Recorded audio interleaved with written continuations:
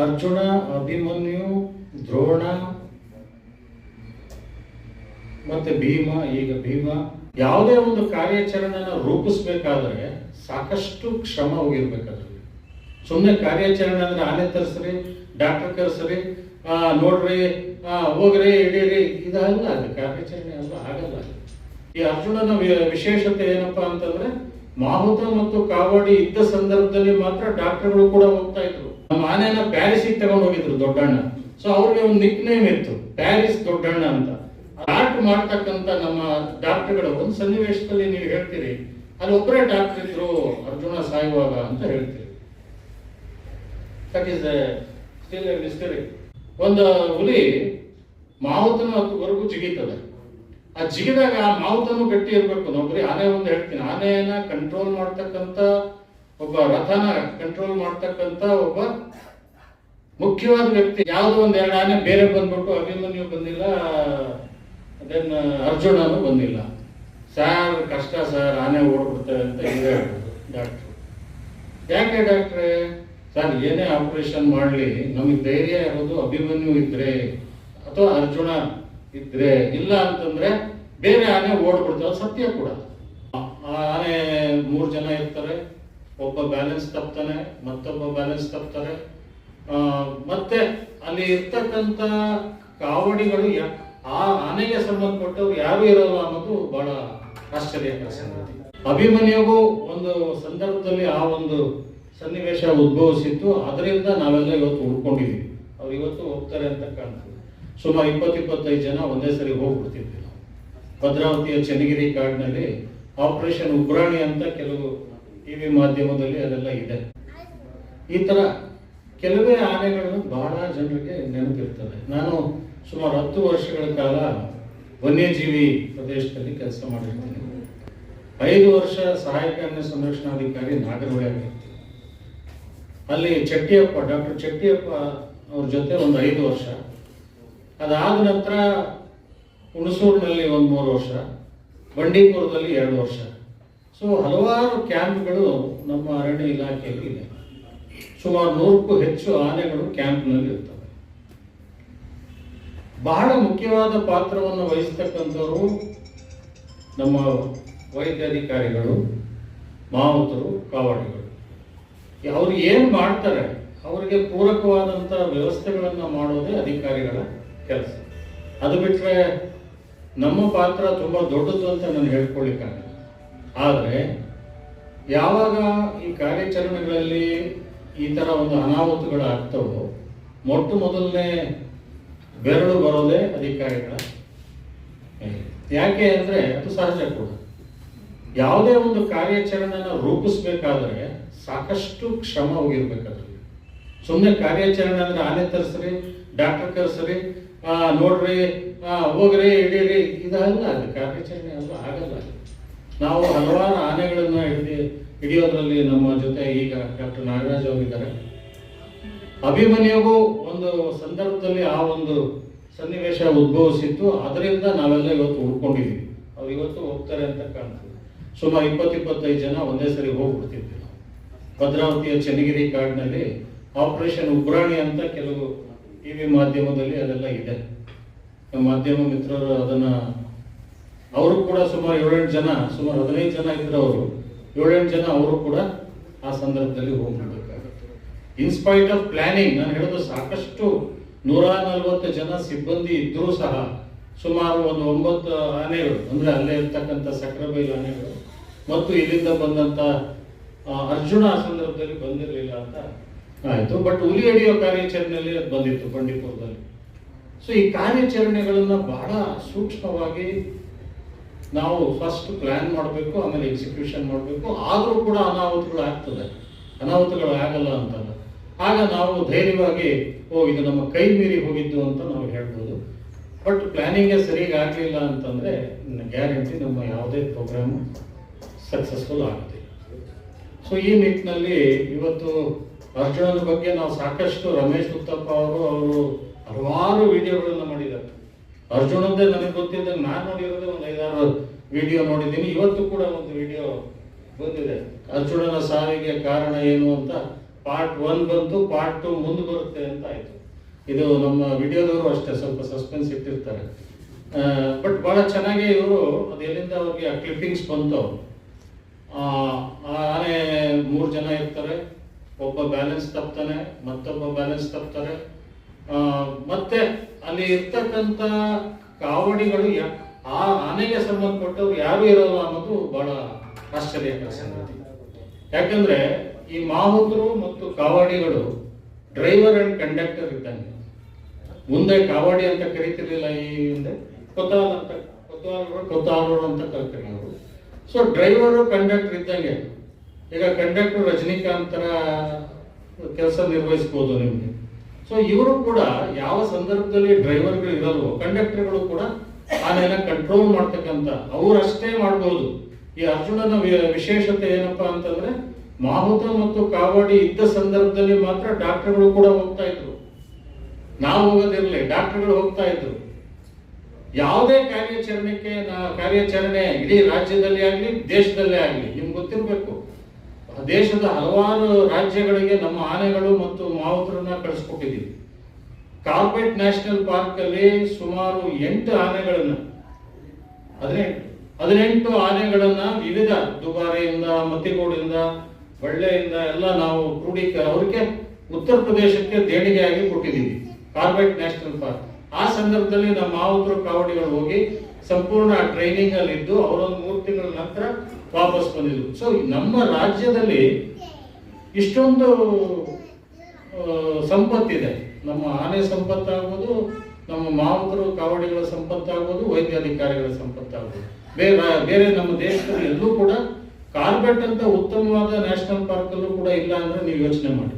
ಅವರು ಕೂಡ ಒಂದು ಆನೆ ಬಂತು ಅಥವಾ ಒಂದು ಹುಲಿ ಬಂತು ಅಂತಂದ್ರೆ ಕೂಡಲೇ ಕರ್ನಾಟಕದವ್ರನ್ನ ಕಾಂಟ್ಯಾಕ್ಟ್ ಮಾಡಿಪ್ಪ, ಡಾಕ್ಟರ್ಗಳನ್ನ ಕರೆಸಿ, ಆನೆಗಳನ್ನ ಕರೆಸಿ. ಎಷ್ಟೋ ಸರಿ ನಮ್ಮ ಆನೆಗಳು ಬೇರೆ ರಾಜ್ಯಕ್ಕೆ ಹೋಗಿ ಕೂಡ ಕಾರ್ಯಾಚರಣೆ ರೂಪಿಸಿದೆ.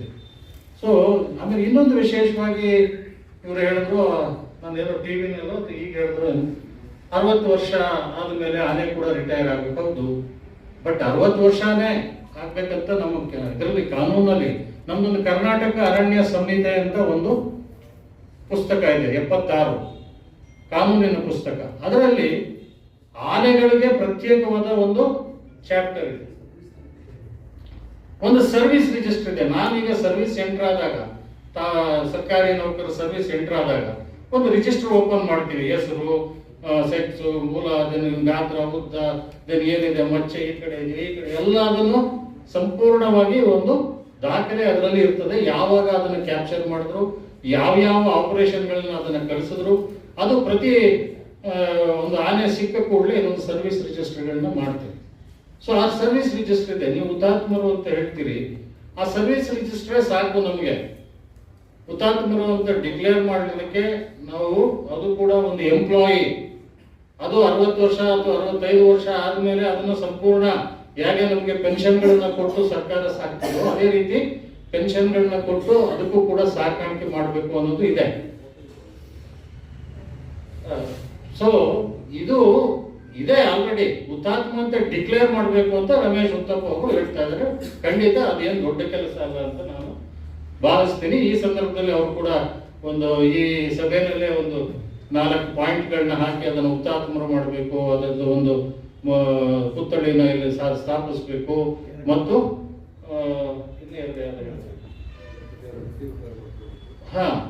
ಸೊ ಕಾರ್ಯಾಚರಣೆ ವೈಜ್ಞಾನಿಕವಾಗಿ ಇರಬೇಕು ಅನ್ನೋದು ಅದು ಖಂಡಿತವಾಗಿ ಇರಬೇಕು.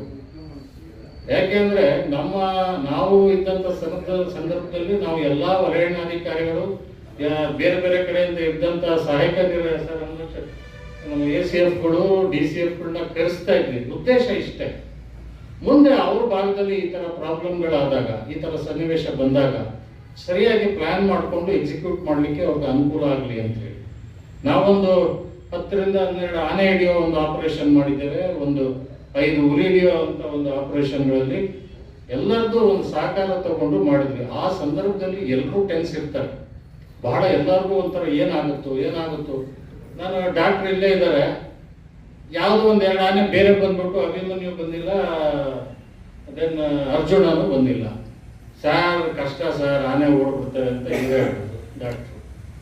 ಯಾಕೆ ಡಾಕ್ಟ್ರೆ, ಸರ್ ಏನೇ ಆಪರೇಷನ್ ಮಾಡಲಿ ನಮಗೆ ಧೈರ್ಯ ಇರೋದು ಅಭಿಮನ್ಯು ಇದ್ರೆ ಅಥವಾ ಅರ್ಜುನ ಇದ್ರೆ, ಇಲ್ಲ ಅಂತಂದ್ರೆ ಬೇರೆ ಆನೆ ಓಡ್ಬಿಡ್ತಾವೆ. ಸತ್ಯ ಕೂಡ. ಒಂದು ಹುಲಿ ಮಾವುತನ ಹತ್ತುವರೆಗೂ ಜಿಗಿತದೆ. ಆ ಜಿಗಿದಾಗ ಆ ಮಾವುತನು ಗಟ್ಟಿ ಇರಬೇಕು. ನಾವು ಬರೀ ಆನೆ ಒಂದು ಹೇಳ್ತೀನಿ, ಆನೆಯನ್ನ ಕಂಟ್ರೋಲ್ ಮಾಡ್ತಕ್ಕಂಥ ಒಬ್ಬ, ರಥನ ಕಂಟ್ರೋಲ್ ಮಾಡ್ತಕ್ಕಂಥ ಒಬ್ಬ ಮುಖ್ಯವಾದ ವ್ಯಕ್ತಿ ಮಾವುತ ಅಂದ್ರೆ ಅಷ್ಟು ನಮ್ಗೆ ಡಿ ಗ್ರೂಪ್ ನೌಕರರು ಅಂದ್ಬಿಡ್ತೀವಿ ಅಲ್ಲ, ಅವನು ಅವತ್ತಿನ ದಿವಸ ನಮ್ಮ PCCF ಗಿಂತ ದೊಡ್ಡವನೇ. ಆ ಆಚರಣೆ ಸಕ್ಸಸ್ಫುಲ್ ಆದಾಗ ಎಲ್ಲರೂ ಸಕ್ಸಸ್ ಆಸ್ ಮೆನಿ ಫಾದರ್ಸ್ ಅಂತ ನಾವು ಹೇಳ್ತೀವಿ. Failure is an orphan. Failure ಆಗ್ತಿದ್ದಂಗೆ ಫಸ್ಟ್ ಮಾವುತನ ಬೈತೀವಿ, ಆನೆ ಬೈತೀವಿ ನಾವು.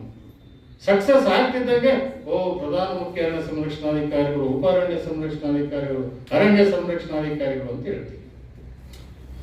ಹೇಳೋದ್ರಲ್ಲಿ ಇದಲ್ಲ. ಬಟ್ ಅದೇ ಸಂದರ್ಭದಲ್ಲಿ ನಾವು ಅವರ ಒಂದು ಕರ್ತವ್ಯ ಮತ್ತು ಡಾಕ್ಟರ್ ಮಾಡ್ತಕ್ಕಂಥ ನಮ್ಮ ಡಾಕ್ಟರ್ಗಳು ಒಂದು ಸನ್ನಿವೇಶದಲ್ಲಿ ನೀವು ಹೇಳ್ತೀರಿ, ಅಲ್ಲಿ ಒಬ್ಬರೇ ಡಾಕ್ಟರ್ ಇದ್ರು ಅರ್ಜುನ ಸಾಯುವಾಗ ಅಂತ ಹೇಳ್ತೀರಿ.